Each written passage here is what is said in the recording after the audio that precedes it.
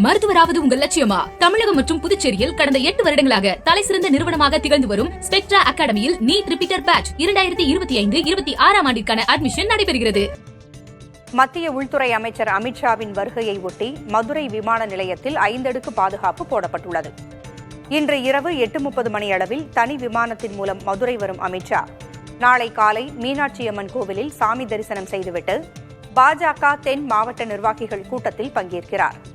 அமித்ஷா வருகையை முன்னிட்டு மாநகர காவல் ஆணையர் தலைமையில் காவல்துறையினர் 1000 பேர் பாதுகாப்பு பணியில் ஈடுபட்டுள்ளனர். விமான நிலையம் முழுவதும் மோப்ப நாய் மற்றும் வெடிகுண்டு தடுப்பு பிரிவு மூலம் தீவிர சோதனைகள் நடைபெற்று வருகின்றன.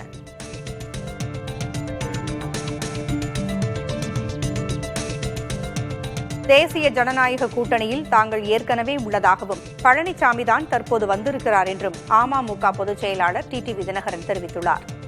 மதுரையில் செய்தியாளர்களிடம் பேசிய அவர், அம்மாவின் தொண்டர்கள் இணைய வேண்டும் என்று நினைத்தோம், அம்மாவின் கட்சியும் வந்துவிட்டது என்று கூறினார். தொடர்ந்து பேசிய அவர், பங்காளி சண்டையை ஓரம் வைத்துவிட்டு திமுகவை வீழ்த்திய பிறகு பார்த்துக் கொள்ளலாம் என்றும் தெரிவித்தார்.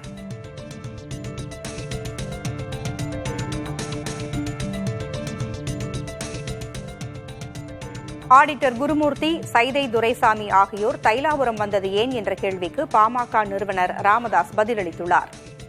திண்டிவனத்திற்கு அருகே தைலாபுரத்தில் உள்ள ராமதாஸ் இல்லத்தில் ஆடிட்டர் குருமூர்த்தி, சைதை துரைசாமி ஆகியோர் அவரை சமீபத்தில் சந்தித்து பேசினர். இச்சூழலில் தைலாபுரத்திலிருந்து சென்னைக்கு புறப்பட்ட ராமதாஸ் செய்தியாளர்களுக்கு பேட்டியளித்தார். அப்போது ஆடிட்டர் குருமூர்த்தி, சைதை துரைசாமி ஆகியோர் நீண்டகால நண்பர்கள் என்பதால் சந்தித்துவிட்டு சென்றதாக கூறினார்.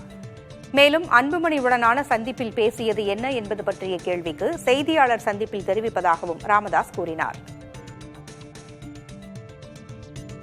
சார், நம்ம ஆடிட்டர் குருமூர்த்தி வந்தாங்களையா, என்ன சொன்னாங்க? சரி சரி. அவரை நான் ரொம்ப மதிக்கிறேன். நட்பு 2 நாள் நட்பு ரொம்ப நல்லா படிக்கிறேன். அதே மாதிரி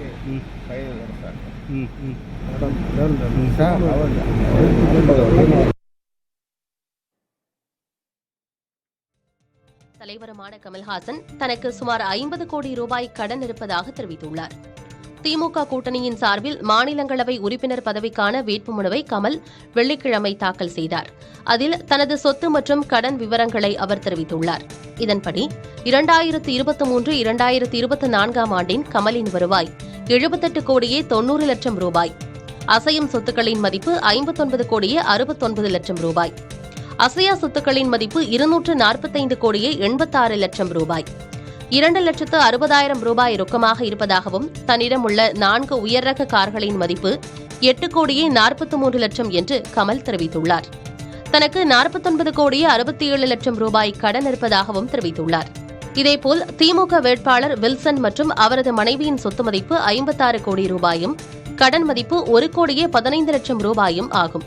இன்னொரு திமுக வேட்பாளர் சல்மா மற்றும் அவரது கணவரின் சொத்து மதிப்பு 4,5 கோடி ரூபாய். இன்னொரு திமுக வேட்பாளர் SR சிவலிங்கம் மற்றும் அவரது மனைவியின் சொத்து மதிப்பு 3 கோடியே 63 லட்சம் ரூபாய், கடன் மதிப்பு 2 கோடியே 69 லட்சம் ரூபாய். அதிமுக வேட்பாளர் IS இன்பதுரை மற்றும் அவரது மனைவியின் சொத்து மதிப்பு ரூபாய் 4 கோடியே 63 லட்சம் ரூபாய்.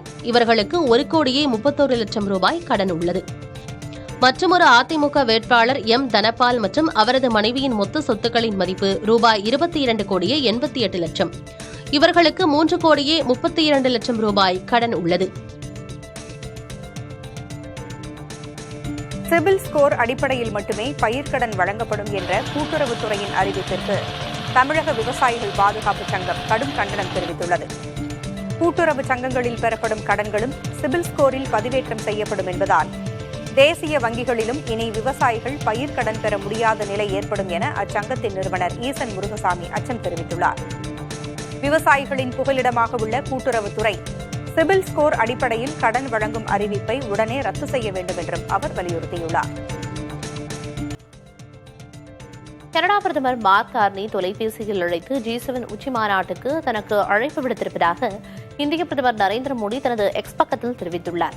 வருகிற 15ஆம் தேதியிலிருந்து 17ஆம் தேதி வரை கனடா நாட்டில் உள்ள கெனாஸ்கேஸ் மாவட்டத்தில் G7 உச்சி மாநாடு நடைபெறவுள்ளது. காலிஸ்தான் விவகாரம் தொடர்பாக இந்தியாவுக்கும் கனடாவுக்கும் இடையில் பிணக்கு ஏற்பட்டுள்ள நிலையில் இந்த மாநாட்டில் மோடி பங்கேற்க மாட்டார் என்று கூறப்பட்டது. இந்நிலையில் G7 உச்சி மாநாட்டிற்கு தனக்கு அழைப்பு விடுக்கப்பட்டிருப்பதாகவும் அதில் கலந்து கொண்டு கனடா பிரதமர் கார்னியை சந்திக்க ஆவலோடு இருப்பதாகவும் மோடி தெரிவித்துள்ளார். இந்தியாவும் கனடாவும் புதிய வலிமையோடு இணைந்து பணியாற்றப் போவதாக மோடி தெரிவித்துள்ளார்.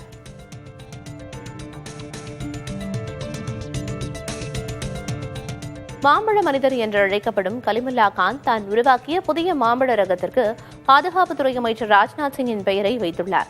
இவர் தனது தனித்துவமான ஒட்டுதல் தொழில்நுட்பத்தின் மூலம் பல மாம்பழ வகைகளை இவர் உருவாக்கியிருக்கிறார். இதற்கு முன்பு நரேந்திர மோடி, சச்சின் டெண்டுல்கர், ஐஸ்வர்யா ராய் போன்றோரின் பெயர்களை தனது மாம்பழ ரகங்களுக்கு சூட்டியுள்ளார். நாட்டிற்கு சேவை செய்தவர்களின் பெயர்கள் தலைமுறையாக நினைவு கூறப்பட வேண்டும் என்பதற்காக இதை செய்வதாக கூறியுள்ள கலிமுல்லா கான் தனது தோட்டக்கலை பங்களிப்பிற்காக பத்மஸ்ரீ விருது பெற்றவர்.